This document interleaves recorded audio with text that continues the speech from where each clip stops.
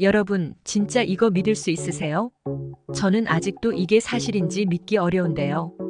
한국에 대해 다들 한 번쯤은 들어보셨죠? 뭐 K-팝, 드라마, 한식 이런 건 이미 전 세계적으로 유명하잖아요.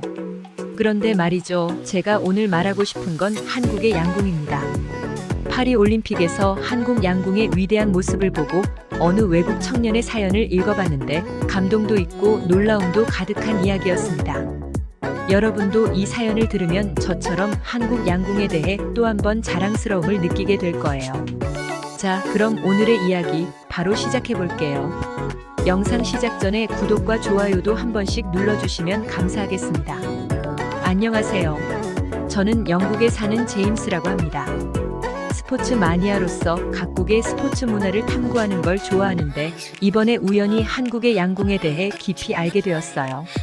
한국 양궁팀의 압도적인 성과를 보고 너무나도 큰 감명을 받았는데 그 이야기를 여러분과 나누고 싶어요. 양궁이라는 종목은 사실 영국에서도 익숙하지 않은 스포츠였어요. 저는 축구나 럭비 같은 경기만 보던 사람이었거든요. 그런데 어느 날 올림픽에서 한국 양궁팀의 경기를 우연히 보게 된 거예요. 그때는 솔직히 별 기대 없이 TV를 켰었는데 눈을 뗄 수가 없더라고요. 한국 선수들이 활을 쏘는 모습은 그야말로 예술이었어요.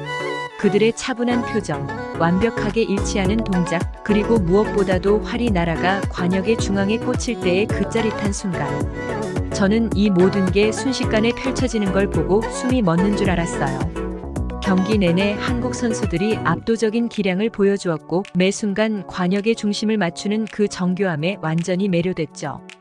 특히 기억에 남는 건 김재덕 선수의 모습이었어요. 나이는 어리지만 그가 활을 쏠 때마다 외치는 파이팅 소리가 경기장에 울려 퍼질 때마다 저도 모르게 같이 응원하게 되었어요. 그 외침은 단순한 응원이 아니라 그가 얼마나 집중하고 있는지를 보여주는 순간이었죠. 그가 활을 쏘고 나서 관역의 중심에 꽂히는 화살을 볼 때마다 그 순간이 너무 완벽해서 저도 함께 소름이 돋았어요. 그 순간 저는 확신했습니다. 한국 양궁은 그냥 기술적으로 뛰어난 게 아니라 그 안에 담긴 정신력과 문화가 다르다는 걸요. 그날 이후로 저는 한국 양궁에 대해 더 알고 싶어서 여기저기 찾아보기 시작했어요. 우선 한국이 어떻게 이렇게 꾸준히 세계 최고의 양궁 강국으로 자리 잡았는지가 궁금했죠. 그래서 한국 양궁의 역사를 좀 찾아보니 한국이 1984년 LA 올림픽 이후로 거의 모든 올림픽에서 양궁 금메달을 휩쓸고 있다는 사실을 알게 되었어요. 그건 단순한 우연이 아니었어요. 특히 한국에서는 양궁이 단순한 스포츠가 아니라 국가적인 자부심으로 여겨진다는 사실이 저에게는 굉장히 인상적이었어요.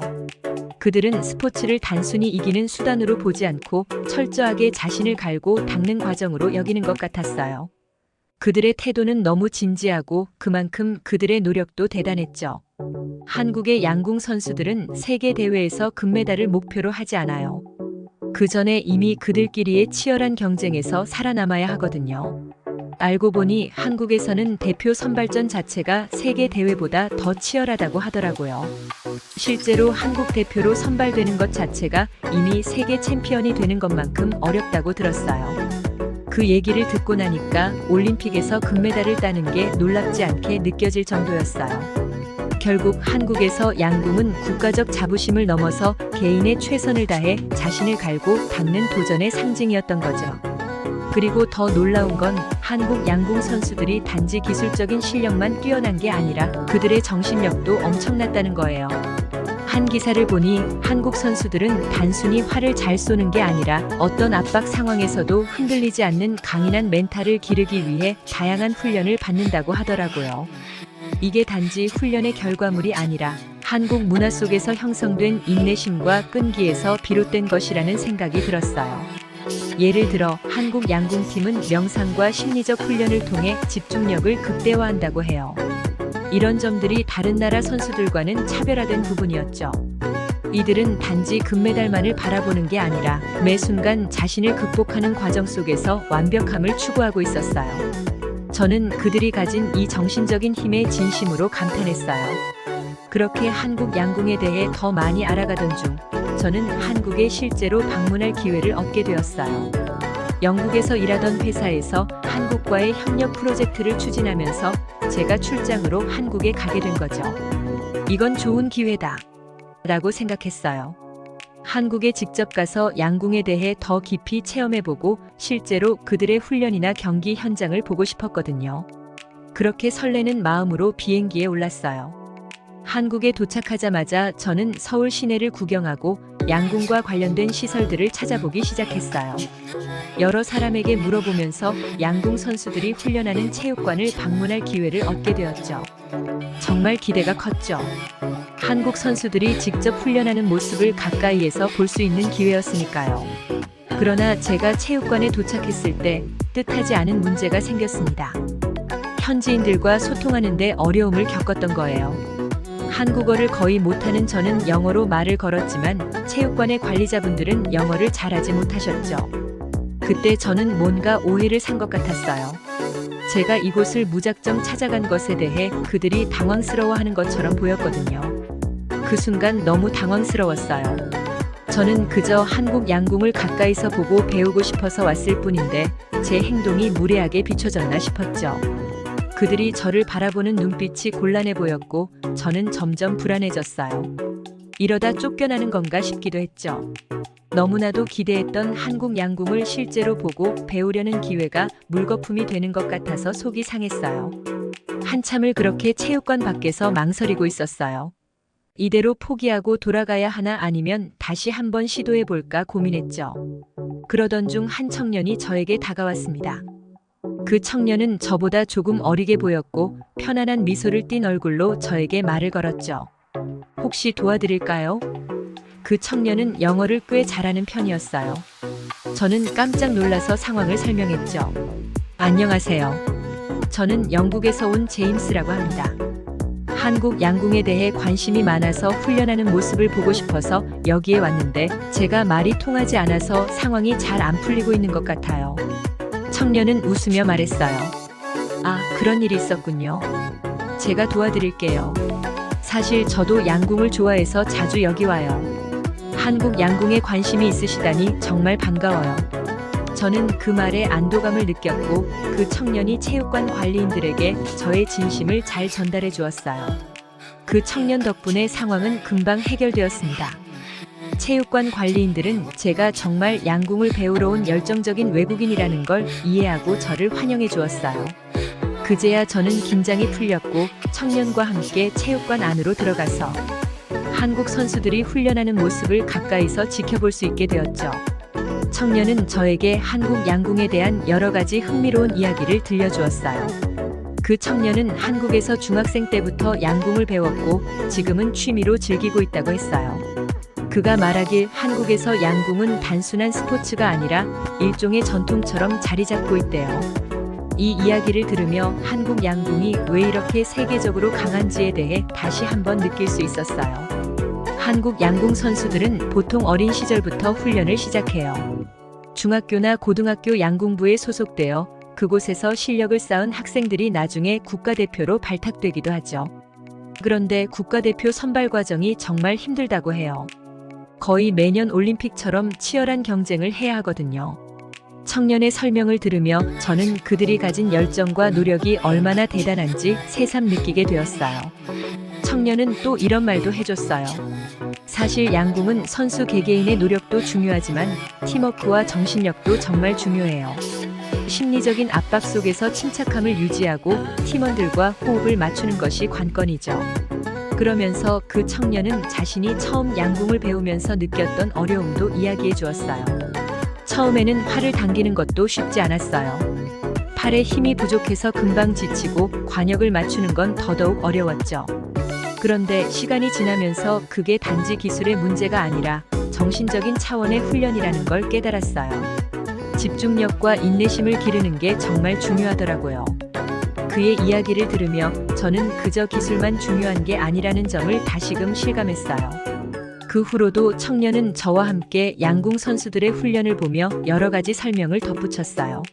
선수들이 활을 쏠 때의 집중력, 그리고 활이 정확하게 관역의 중심을 맞출 때의 그 짜릿함을 저와 함께 공감해 주었죠. 그 순간 저는 마치 청년 덕분에 한국 양궁의 깊은 세계로 한 발 더 들어간 듯한 느낌이 들었어요. 청년과 함께 한국 양궁에 대해 더 많이 배우고 느낄 수 있어서 정말 행복했어요. 그가 아니었다면 저는 아마 이 경험을 하지 못했을 거예요. 저는 그에게 깊이 감사했고 청년도 저와 함께 시간을 보내며 기뻐해 주었어요. 저를 도와준 그 청년은 마치 한국의 양궁 정신을 대표하는 것 같았어요. 따뜻한 마음으로 저를 도와주고 자신의 경험과 지식을 나누며 저에게 진심으로 배려해준 그 모습은 한국이 가진 진정한 힘이 무엇인지 느끼게 해주었죠. 훈련을 지켜보는 도중 청년이 한국 양궁에 얽힌 다른 나라들의 반응에 대해 얘기해주기 시작했어요. 특히 중국과의 경쟁 이야기가 흥미로웠습니다. 사실 한국 양궁이 세계 최강인 건 모두가 인정하는 사실이에요. 그런데 한국의 압도적인 성과를 두고 다른 나라, 특히 중국에서 한국을 많이 견제하고 시기하는 경우가 있었죠. 저는 그 말을 듣고 놀랐어요. 왜냐하면 올림픽에서 한국 양궁 선수들은 거의 항상 최정상에 있었고 그들이 워낙 압도적이었기 때문에 특별히 견제할 필요가 없다고 생각했거든요. 청년은 계속해서 얘기했어요. 중국은 양궁에서도 한국을 따라잡기 위해 많은 노력을 기울이고 있어요. 그런데도 한국이 매번 우승을 휩쓸어 가니까 중국 내부에서는 한국 양궁을 시기하는 목소리가 커졌죠. 그러다 2008년 베이징 올림픽에서 일이 터지고 말았죠. 당시 중국 관중들은 중국 대표팀이 화살을 쏠 때는 쥐 죽은 듯이 조용하다가 다른 나라 선수들의 차례가 되면 호루라기 등을 사용해 소음을 일으켜 방해를 했답니다. 그 결과 대한민국 여자 대표팀은 개인전 7연패에 실패하고 말았어요. 이 말을 듣고 당시 상황이 머리에 그려지면서 방해 공작을 받으며 금메달을 놓친 선수가 얼마나 큰 좌절을 했을지 너무나 안타까운 마음이 들었어요. 그런데 그 다음 말이 또 충격이었어요. 그런데 중국의 행운은 딱 거기까지였습니다. 그 일이 있은 후 2010년 아시안 게임이 중국 광저우에서 열리게 되자 한국 대표팀은 베이징 올림픽에서의 경험을 바탕으로 그 누구도 생각하지 못한 훈련 방식을 고안했던 거예요. 아시안 게임을 앞둔 2010년 9월 25일 대한민국 양궁 대표팀은 서울 잠실 야구장에서 훈련을 실시했어요. 소음 공해를 대비한 특별 훈련이었던 거예요. 이날 잠실 야구장에 조기 입장한 관중들은 양궁 대표팀이 화살을 쏠 때마다 큰 소리로 막대 풍선을 두들기고 야유를 보내며 대표팀에게 최상의 훈련 여건을 만들어 주었어요.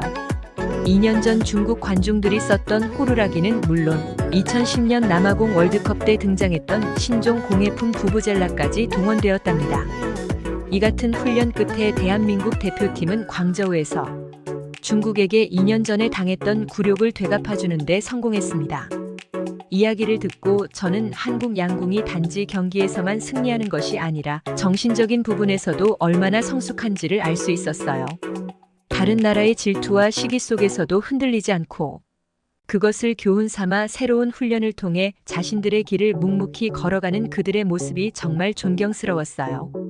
이 일화에서 저는 한국 양궁의 진정한 강점이 무엇인지 다시 한번 깨달았어요. 단지 기술적 우수성에 그치지 않고 어떠한 외부 압박이나 시기, 질투 속에서도 흔들리지 않는 강인한 정신력.